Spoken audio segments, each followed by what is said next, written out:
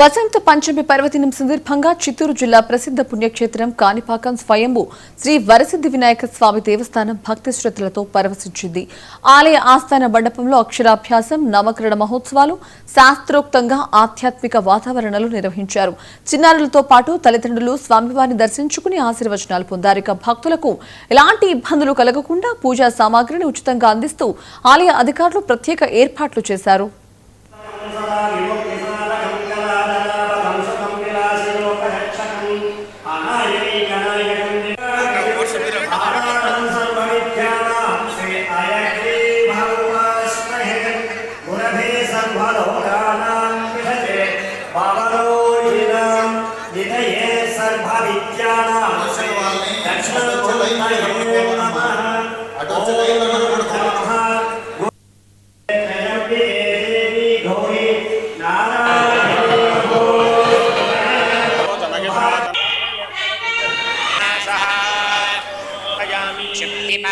ओम विद्युन्मालाजी नमः महागणाधिपतये नमः नमः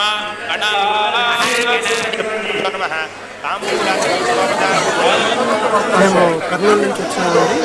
ఇక్కడ సరస్వతి పూజలో పాల్గొనడానికి కాణిపాకం వచ్చాము.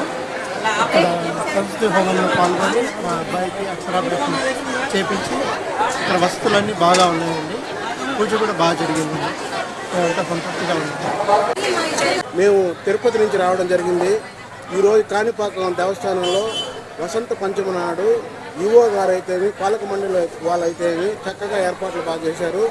ఈ వసంత పంచమి నాడు మా అబ్బాయికి అక్షరాభ్యాసం చేయించాలనేసి మేము కాణిపాకం రావడం జరిగింది.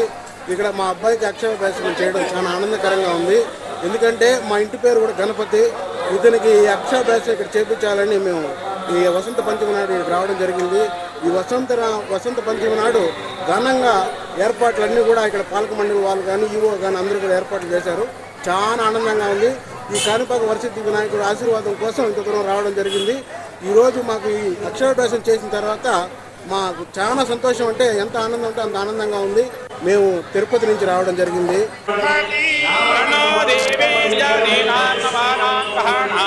అత్యంత